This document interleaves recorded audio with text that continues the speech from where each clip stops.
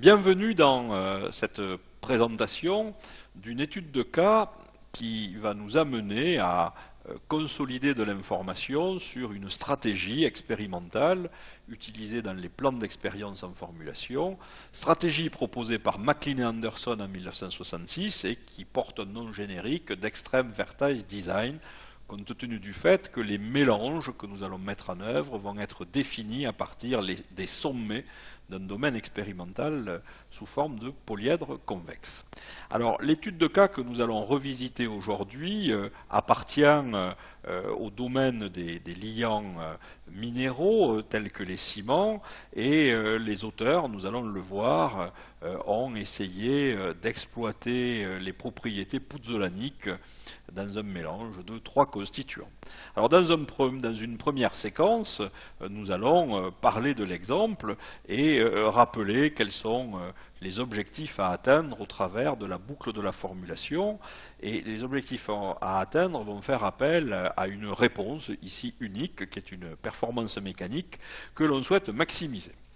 Dans la séquence suivante, pour atteindre cet objectif de maximisation, nous allons faire le choix d'une stratégie expérimentale, et quand on fait un choix, il faut toujours mettre côte à côte au moins deux objets, et nous parlerons des méthodes indirectes d'optimisation et des méthodes directes, plan d'expérience, contre la méthode du simplex, puis nous présenterons quels sont les facteurs et les contraintes associées aux proportions des constituants. Enfin, troisième séquence qui va être un petit peu plus longue, d'une quarantaine de minutes, nous allons utiliser les informations précédentes pour définir le domaine expérimental, son existence, la compatibilité des contraintes qui le définissent, sa géométrie, et nous rappellerons dans cette séquence les principales formes de modèles mathématiques que l'on utilise dans les plans de mélange pour décrire la variation d'une réponse. La séquence 4 nous amènera à construire la matrice d'expérience, c'est-à-dire définir un nombre suffisant d'expériences pour estimer les coefficients du modèle. Et puis, l'originalité dans cette étude, c'est qu'on montrera une approche alternative à la méthode utilisée par les auteurs, qui est directement issue de l'approche McLean-Anderson de 1966. Une fois que l'on a défini le nombre et la nature des essais, dans la séquence 5, on regardera les résultats obtenus par les auteurs et on représentera de façon graphique la variation de la réponse observée sous forme de fonction de répartition pour voir un phénomène un peu singulier dans cette étude qui nous suggérera de transformer cette réponse pour son analyse. Une fois que l'on aura observé les valeurs expérimentales, eh bien, on va fabriquer des modèles. Fabriquer des modèles, c'est estimer des coefficients, estimer des résidus au travers de la méthode des moindres carrés. Ce sera l'objet de l'analyse mathématique, laquelle analyse mathématique sera suivie d'outils d'aide à la décision pour chiffrer la qualité descriptive et la qualité prédictive du modèle. Alors, on fera une séquence qui sera la 8e séquence, qui sera dédiée aux transformations de Box-Cox, comment justifier une transformation de la réponse pour améliorer la qualité prédictive du modèle et surtout prendre en compte une spécificité de la distribution de la réponse. Une fois qu'on aura trouvé le meilleur modèle, ici les auteurs obtiennent des résultats qui permettent d'obtenir une qualité descriptive et prédictive très satisfaisante, eh bien on restituera l'information sous forme graphique au travers de courbes iso-réponses, au travers de la trace de la surface de réponse, dont on rappellera d'une part les éléments de construction et d'autre part la distinction qu'il faut faire entre la trace suivant les axes de Cox et la trace suivant les axes de People.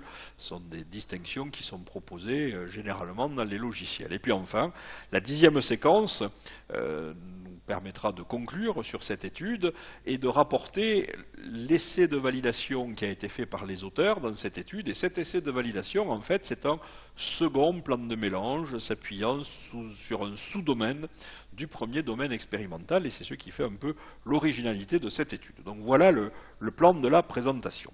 Alors, dans quel contexte sommes-nous ? Le monde de la construction fait appel à des liants minéraux et à des liants organiques. les liants organiques, c'est le bitume en particulier, et parmi les liants minéraux, on peut citer les ciments, le plâtre et la chaux.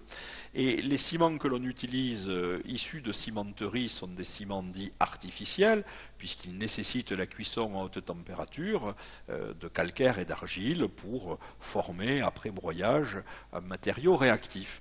Eh bien, il existe des ciments naturels. Ces ciments naturels ont été découverts dans l'Antiquité, en particulier dans le monde des Romains, en activant des propriétés dites puzzolaniques liées à de la silice réactive présente à l'époque dans les cendres volcaniques du Vésuve.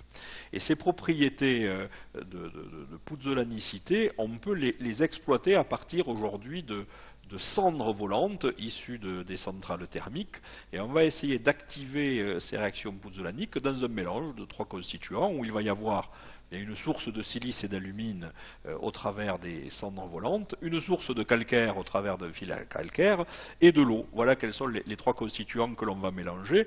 Et le titre de la formulation positionne ce mélange dans le vaste monde des céramiques, nous dit que l'on va avoir appel à des plans de mélange, mixture design.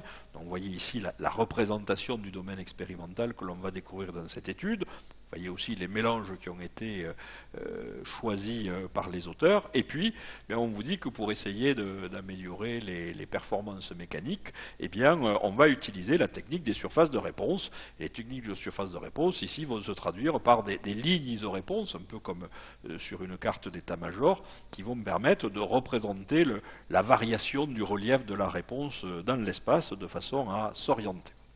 Alors, les points clés de cette étude de cas, c'est une stratégie de type proportion des constituants. On suppose que la variation de la réponse, qui est une performance mécanique que l'on va décrire, ne dépend que des variations des 3 constituants, tels que le filaire calcaire, la cendre volante et l'eau, dont vous voyez à l'écran que les variations de ces proportions sont soumises à des contraintes explicites qui vont générer un domaine expérimental sous forme de polyèdre convexe. Et de fait, les méthodes proposées par Henri Scheffé en 1958 et 1963 ne peuvent plus s'appliquer puisqu'elles étaient dédiées uniquement à l'exploration de simplex. Eh bien, les auteurs ont utilisé ici une stratégie qui a été proposée en 1966, que vous avez pu découvrir en cours sur les plans d'expérience dans des domaines sous forme de polyèdre convexe. C'est la stratégie Extreme Vertex Design, et on va compléter cette approche en dessinant pour chacun des modèles potentiellement intéressants le graphe des leviers pour savoir si, a posteriori, on pourra calculer la qualité prédictive du modèle. C'est ce qui est représenté ici. Ensuite, on fera, les auteurs ont fait des expériences et on analysera ou on réanalysera sous une autre forme les résultats publiés pour s'apercevoir, grâce à une fonction de répartition, que une expérience se détache des autres sur la fonction de répartition des valeurs observées. C'est ce qui nous incitera fortement à penser à une transformation qui ici sera une transformation logarithmique justifiée par la transformation de Box-Cox. Et enfin, on restituera l'information sous forme de courbe isoréponse, comme vous voyez à l'écran, mais aussi sous forme de traces de la surface de réponse, qui est une méthode généralisable à plus de 3 constituants. Et enfin, c'est aussi l'originalité de cette étude, les auteurs valident le premier plan d'expérience par un deuxième plan d'expérience qui reprend un certain nombre d'essais de leur première étape. Alors, maintenant, rentrons directement dans les problèmes d'optimisation. Quand vous êtes confronté à un problème d'optimisation en formulation, vous avez choisi des constituants, ces constituants, vous les avez mélangés, et chaque fois que vous mélangez des constituants, vous allez caractériser les produits formulés. Ici, nous n'avons qu'une réponse, c'est la résistance mécanique. Et naturellement, cette démarche peut être sans fin, et elle va être d'autant plus coûteuse que vous allez faire des essais. Et une des idées consiste à dire, faisons des mélanges pour, au bout d'un certain temps, fabriquer un modèle. C'est-à-dire, faisons un nombre nécessaire et suffisant de mélanges dans un domaine expérimental, de façon à pouvoir, par la suite, modéliser la variation de la réponse et chercher un optimum, ce qui est ici le cas, à partir d'une équation que l'on ira confirmer par des essais de validation. Alors, ce que vous voyez ici, c'est les constituants mis en œuvre. Les constituants mis en œuvre, on y reviendra dans la séquence suivante. C'est un filaire calcaire, une cendre volante et de l'eau, dont j'ai expliqué que les propriétés chimiques de la cendre volante, en particulier une teneur en silice soluble et une teneur en alumine élevée, vont être valorisées avec un filaire calcaire pour former des gels de silicate de calcium hydraté et provoquer ainsi un mélange avec des performances mécaniques, mais c'est ce qu'on appelle un liant naturel.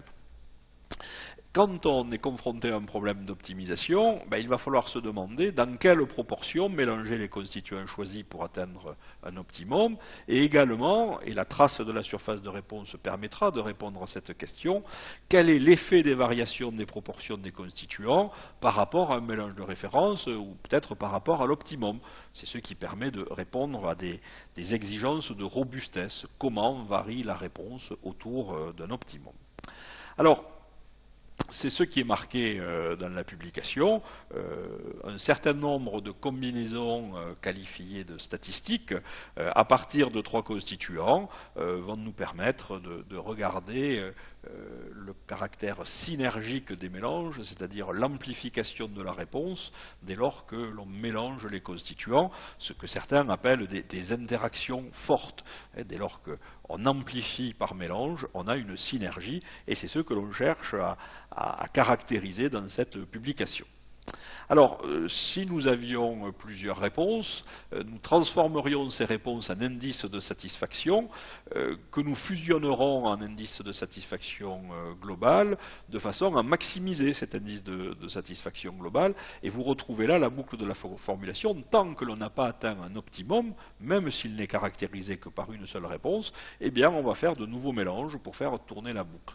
C'est un peu les stratégies directes, comme la méthode séquentielle du simplex, dont on parlera à la séquence suivante, mais dans les plans d'expérience, au bout d'un moment, eh bien, on va remplacer la partie mélange et caractérisation par la partie modélisation. Alors, toujours dans cette première partie, qui est objectif et réponse, quelle est la réponse à étudier? Eh bien, la réponse à étudier, alors les Anglais appelle cette réponse module de rupture sous un nom très générique. Alors ce n'est pas un module Young, et si on lit en détail la publication, c'est souvent une résistance mécanique en compression ou en flexion, et ici c'est la résistance mécanique à la compression réalisée sur des éprouvettes cylindriques de 10 cm de diamètre sur 20 cm de haut, qui ont vieilli pendant 28 jours dans de l'eau, le temps au liant de manifester sa puzzolanicité. Ces éprouvettes sont